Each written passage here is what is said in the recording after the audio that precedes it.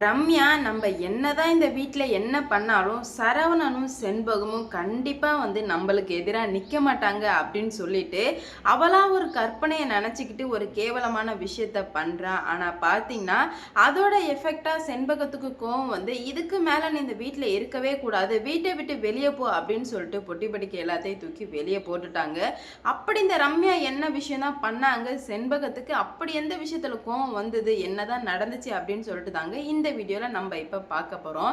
இப்ப என்ன நடந்துட்டு இருக்கு அப்படின்னு பாத்தீங்கன்னா, ரம்யா எப்படியாச்சும் இந்த குடும்பத்தை நார் நாரா பிரிச்சிடணும், ஒருத்தர் கூட நிம்மதியா இருக்கக்கூடாது அப்படின்றதுக்காக இப்போ புதுசா ஒரு திட்டம் போட்டுட்டான். ஆனா நம்ம அண்ணன் என்ன பண்றாங்கன்னா, அந்த திட்டத்துக்கு வழிவகுக்கிறதே அண்ணன் தாங்க. ஏன்னா முதலிரவு நடக்கல அப்படின்னு சொல்லிட்டு எல்லாருக்குமே தெரிஞ்சிடுது. தெரிஞ்ச கையோடையே நீ கமிஷனர்னா நீ ரொம்ப ஓவரா பண்ணுவியாடி அப்படின்னு சொல்லிட்டு அண்ணன் என்ன பண்றாங்கன்னா, மேடம் போயிட்டு எல்லாருக்கும் பால் போட்டு எடுத்துருவாங்க மேடம், நாளே எடுத்துட்டு வரலாம் எப்படி அப்படின்னு சொல்லிட்டு ரம்யாவை வேலை வாங்குவோமே செண்பகம் எதுவுமே சொல்லலை. ஏன்னா இது வீட்டுக்கு கல்யாணம் ஆகி ஒரு புதுசாக ஒருத்தவங்க வந்தாங்கன்னா அவங்க எல்லாருமே சமையல் பண்ணி கொடுக்கறது இட்ஸ் நார்மல் இல்லையா, அதனால் எதுவுமே சொல்லலை. இவ வெறியோடு போயிட்டு பால் எல்லாத்தையுமே போட்டுட்ருக்கா. பால் எல்லாத்தையும் போட்டு எடுத்தாந்து கொடுக்குறா. யார் யாருக்கு அப்படின்னு பார்த்தீங்கன்னா, அவளுக்கு ஃபேவராக இருக்க செண்பகம், சரவணன் அவங்களுக்கு மட்டும் கொடுத்துட்டு இங்கே அண்ணத்துக்கோ கார்த்திக்கோ அவங்க மாமனார் சண்முகத்துக்கோ கொடுக்கவே இல்லைங்க. உடனே செண்முகம் கேட்குறாங்க, என்னம்மா எங்களுக்கு மட்டும் கொடுத்த, உன் மாமனாருக்கும் குழந்தனாருக்கும் கொடுக்கலையா அப்படின்ற மாதிரி சொல்ல, அவங்களுக்கு கை இல்லையா, கை இருந்தால் அவங்களே எடுத்துக்க வேண்டியதான் அப்படின்னு சொல்லவுமே உடனே செண்பகத்துக்கு அப்போவே ஒரு மாதிரி ஆயிடுச்சு.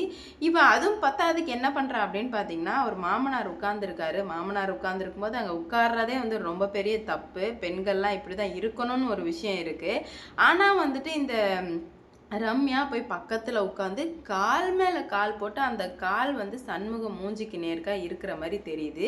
அதை பார்த்ததுமே செண்பகத்துக்கு கோவம் வந்துடுது. தங்கம் இப்படிலாம் உட்காரக்கூடாதுமா, உனக்கு அப்பா இல்லாதனால தெரியாமல் இருக்கலாம், இப்பெல்லாம் உட்காரக்கூடாது, காலை எட்ரா அப்படின்ற மாதிரி சொல்ல, இல்லை ஆண்டி எனக்கு எல்லாமே நல்லாவே தெரியும், ஆம்பளைங்க இருந்தால் இப்படி தான் உட்காரணும்னு தெரியும், ஆனால் நான் அப்பெல்லாம் இருக்க மாட்டேன், நான் இப்படி தான் உட்காரோன்னு சொல்லும்போது தான் புருஷன் எவ்வளோதான் ரெண்டு பேருக்கும் பாம்பும் கழுகு மாதிரி இருந்தாலும் தான் புருஷனை விட்டு கொடுக்காம இருக்கிறாங்க பாருங்க, அவங்க தான் உண்மையானுமே பொண்டாட்டி.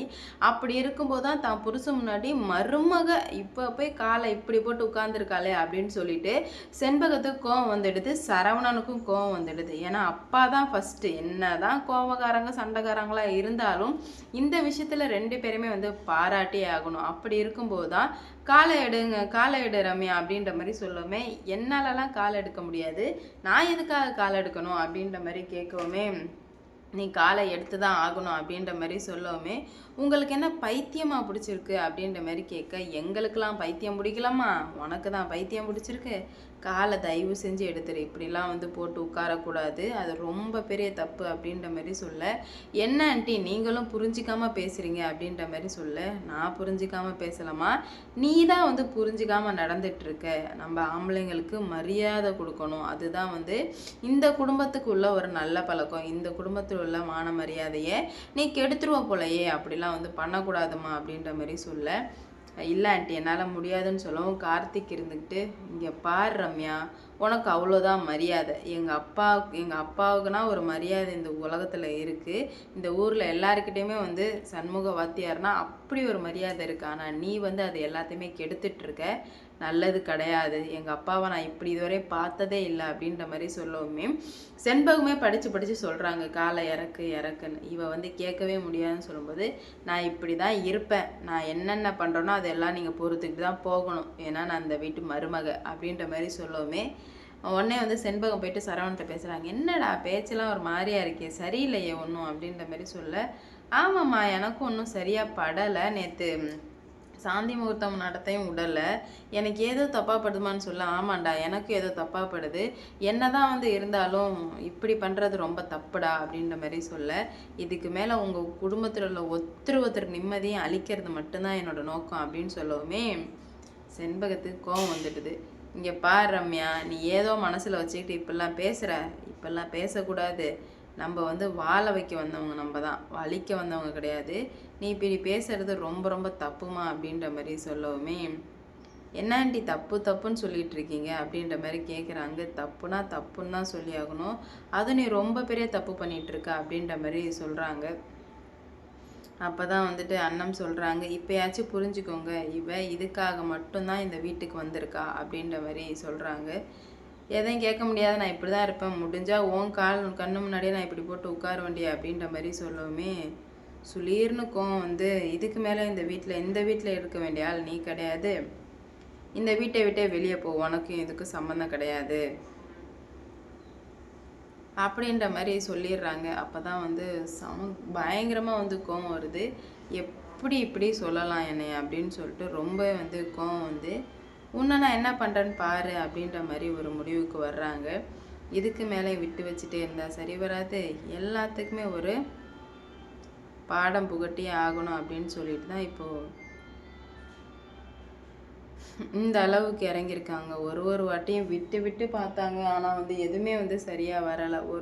கண்டிப்பாக வந்து இது எல்லாத்தையும் மாற்றியே ஆகணும் அப்படின்னா நம்ம தான் ஏதாவது முயற்சி பண்ணணும் அப்படின்ற மாதிரி தெளிவாக புரிஞ்சுக்கிட்டு தான், இதுக்கு மேலே உன் பொண்டாட்டி தேவையில்லடா அப்படின்ற மாதிரி சொல்லு அம்மா அப்படின்ற மாதிரி சரவணன் கேட்க, இப்படிப்பட்ட பொண்டாட்டி தான் உனக்கு தேவையா அப்படின்ற மாதிரி கேட்க, வேறு என்னம்மா பண்ணுறது அப்படின்ற மாதிரி கேட்கும்போது, இங்கே பார் சரவணா, நான் சொல்கிறத மட்டும் நல்லா கேளு.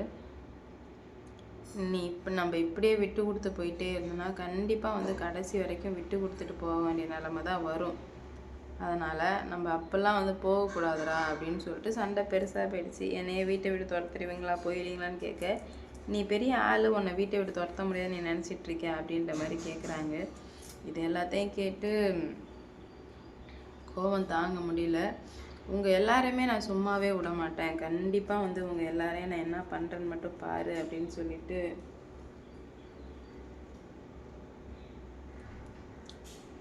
சொல்கிறாங்க.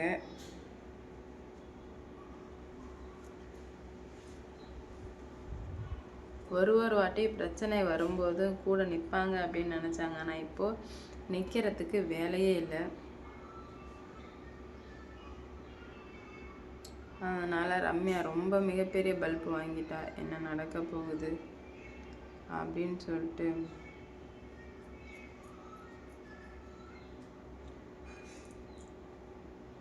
பார்ப்போம். ரம்யா எடுத்த முடிவுனால என்ன நடக்க போகுது, எந்த மாதிரி வந்து கொண்டு போகிறாங்க அப்படின்னு சொல்லிட்டு பார்க்கலாம். ரம்யாவுக்கு சரியான பல்படிங்க. ஒரு வாட்டியுமே அவள் வந்து நம்ம பண்ணது எதையுமே வந்து இவங்கெல்லாம் கேட்க மாட்டாங்க, கண்டுக்க மாட்டாங்க அப்படின்ற மாதிரி அசால்ட்டாக இருந்துட்டா. ஆனால் அவங்க எல்லாத்தையுமே கண்டுட்டு வச்சு செய்ன்னு செஞ்சிட்டாங்க.